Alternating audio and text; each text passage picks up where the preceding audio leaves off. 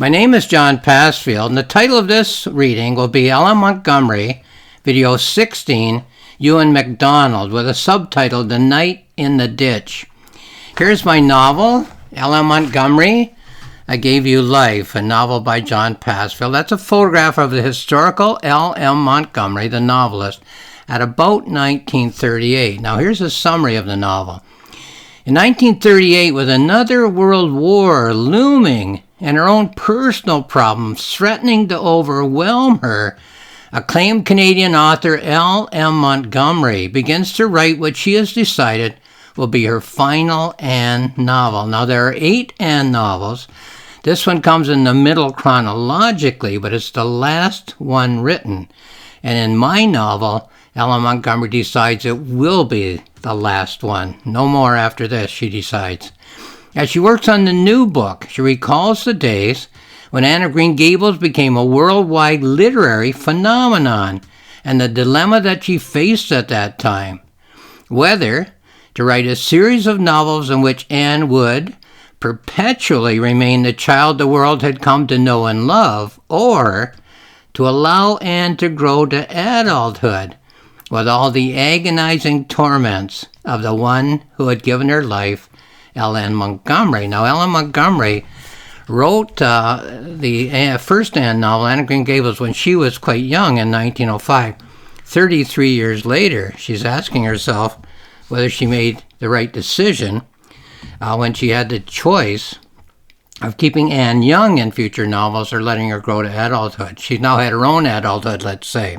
Okay, now, 3 books to keep in mind. I've already held this one up. Ella Montgomery, I Gave You Life. In this novel, it's 1938, and Ella Montgomery is writing her final Anne novel, she decides, which turns out to be Anne of Ingleside. As she works on Anne of Ingleside, her memory quite logically goes back to the very first Anne novel, the novel of 33 years earlier, Anne of Green Gables, and that question that she had to answer at that time, do I keep Anne young or not? Now, every word of this novel is a thought in the mind of the main character, Ella Montgomery. Her character, Anne, calls her Miss Montgomery in Chapter 1 and Mrs. Montgomery in the other 15 chapters. Only a few characters in the mind of the main character call her by her married name, Mrs. Macdonald. At one point, she wonders whether her husband's name, Ewan, is spelled E-W-E-N or E-W-A-N. So here's an image arc, okay? An arc runs through 16 chapters, image arc, about her husband, Ewan, which runs through all 16 chapters of thought in the mind of the main character of this novel, L.M. Montgomery. Okay, so to start this image arc about Ewan, let's go to page 5. Let me find it here. Here we are. Now we skip about 10 pages, sorry. There's one image in each chapter. We skip about 10 pages each time. And that's because in between these image arcs, these images which form an arc, are other images of her life. So the one comments on the other. That's the point. That's why they're spread out. So Ewan on page 5. Here it is. The 75th anniversary of the Leaksdale Church. An invitation for Ewan to go back and give a sermon. Pleasant drive, cheerful meals, a backward glance at the good old times. Why do I have such a dreadful feeling that things will go wrong? Ewan sending along a note that we will go. Okay, so I said 10 pages, going from 5 to 12, which is about, 7 pages, for the next installment of this image arc. Ewan again. Ewan talks of backing out. Let him get someone else instead. But Ewan, you'll so enjoy it. A pleasant drive, some cheerful meals, a backward glance at the good old times. I offer to type his sermons so he can read them word for word. I talk him into resigning himself to go. From page 12, we go to page 20. Here we are. No sleep for Ewan. last night. No sleep for me as well. Trying to find a replacement for Ewan, but it's tomorrow and no one can go. I type the sermons and beg him to read them word for word. He gets angry and blusters and shouts that he's fine. From page 20, we go to page 28. In the car on the way to Leaksdale, Ewan insisting he knows the roads, driving miles and miles in circles, as I tell him we're taking wrong turns, insisting that we're just around the corner, insisting that he is fine. He used to know these roads like the back of his hand. 28, then we go to 36. Ewan's hands tremble at dinner. What is worse is he doesn't seem to know. A visit to a former parishioner, unshaven, staring, voiceless, the twin of Ewan when darkness befell him in 1919, ignoring ghosts as we sleep in our old room in the manse. Then we go to 44. Ewan again. Ewan's sermon on Sunday morning at the Leaksdale Church. Instead of reading, he speaks extempore. He wanders from topic to topic, lost again on back country roads. After 10 babbling minutes, he turns and sits down. Ewan so calm at the reception, polite smiles from all who shake hands. Does he know that he is falling apart at the seams? Page 52, then we go to.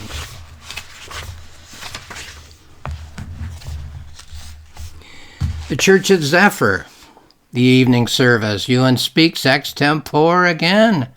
He gets lost and wanders aimlessly, wondering when he will stop and sit down. Scores of people smiling politely and sipping tea.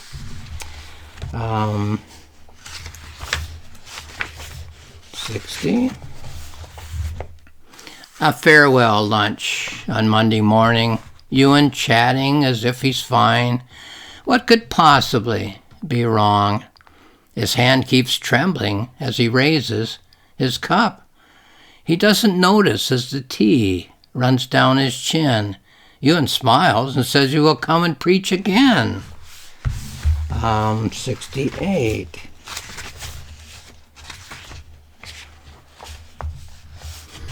We leave at 11 o'clock at night for our 2-hour drive. We argue over which roads to take, every fork and every crossroad. Is Toronto this way or that? I get out and read the signpost and insist that Ewan read it as well.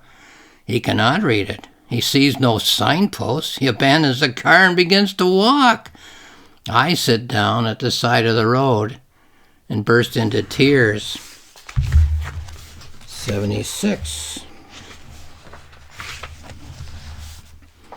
Ewan driving and muttering and shouting. The wheels are about a foot from the ditch. I keep telling him to move over.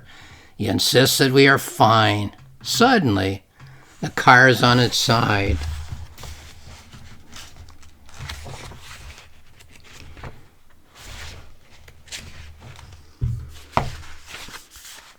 Ewan is slumped against me. He has no idea where we are. I reach back and retrieve my suitcase. I give Ewan a shot of brandy to calm him down. I get out and assess the damage. Excuse me. Engine running, lights burning. We'll need help to fix this tire. Okay, from 86 to 94. Excuse me. On the road at 2 a.m., Ewan driving too close to the ditch. He keeps insisting that he knows how to drive a car. In the distance of oncoming headlights, as Ewan pulls over, we're in the ditch again. Then 104.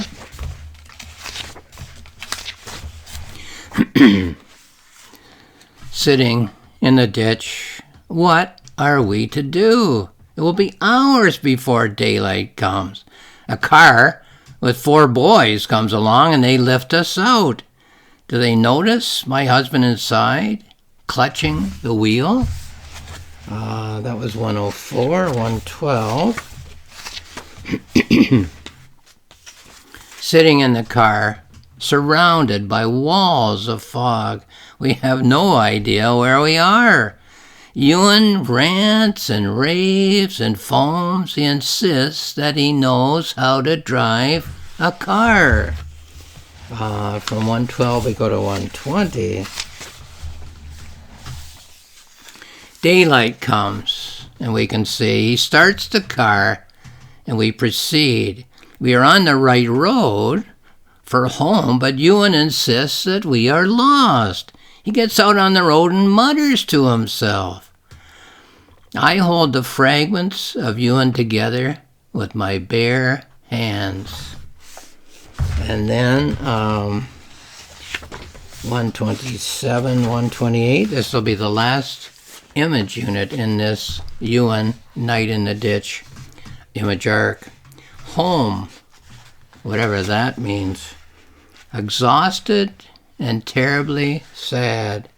We pull into the driveway. Ewan is calm, no more than a carcass, as I help him out of the car. I try not to wake up the maid as I fumble with the door. So that's the image arc, a series of image units about Ewan Macdonald, the husband of L.M. Montgomery, who is Mrs. Macdonald and doesn't always think of herself as Mrs. Macdonald. Excuse me again. This is a memory novel. A novel in which the memories are so vivid in the mind of the main character that they are remembered in present tense, as if they are happening at the present moment of thought. Clues in the novel suggest that the memory point of view could be 1938, as that is the latest memory which is recalled in present tense. But it's possible that all of the information in the novel could have been remembered as far beyond 1938 as 1942, the year when L.M. Montgomery died. We humans live on 2 planes of existence at the same time, so dash is here, but number 1, we live in the present moment as we go through the events of our lives. We wake up in the morning and go through every minute and every hour of the present day, and we are conscious of all the information that we encounter during the course of each particular day. Number 2, but we are also creatures of memory. We are going through the present moment, minutes and hours of our day. We are aware, though, of all the information that we have taken into our minds as we've gone through all our past minutes, hours, days, years, and decades of our lives. So, 2 levels of thought in our mind, the present moment and the past in terms of memories, all together in the mind at the same time. Excuse me once again for the frog in my throat and an itch in my eye. At the deepest level of our minds, we think in imagery. Our minds are constantly reviewing, sorting, selecting, and arranging the information that's in our minds in search of the most significant information from our past and our present, and is arranging this information into patterns. Now, when information is arranged in patterns, it becomes imagery. When any 2 items of information are put side by side, are juxtaposed in technical literary terms, they cry out for interpretation.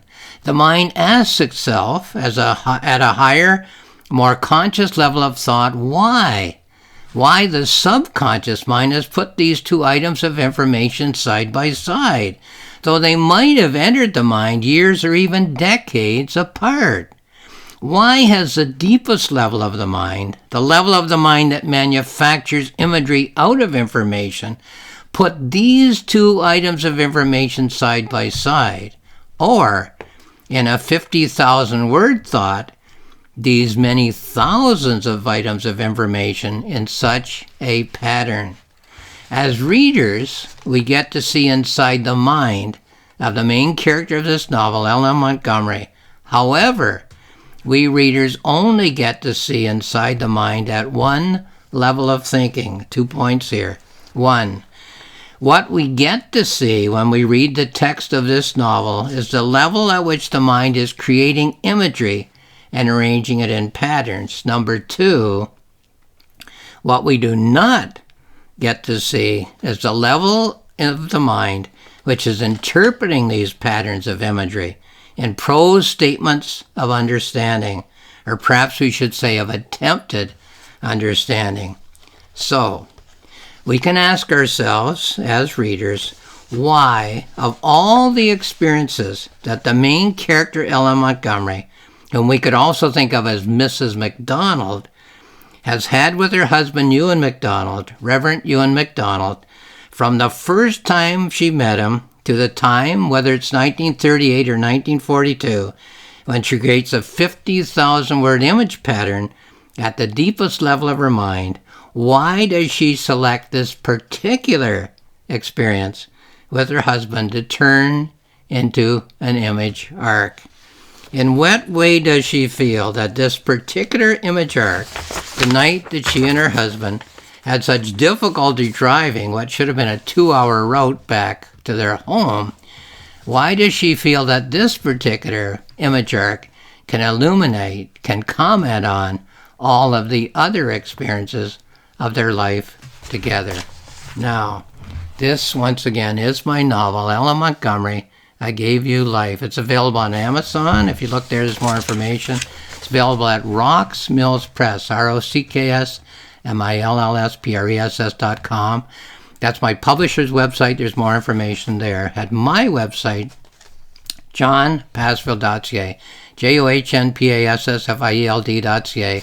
There's 2 free books, a planning notebook in which I record the planning and the writing of the novel, and a journal in which I record my thoughts as I was polishing the novel for a month or 6 weeks. So have a look at any of those items of information, any of those websites if you're interested in the novel and in the topic. Lastly, I'll just say thank you for watching this video.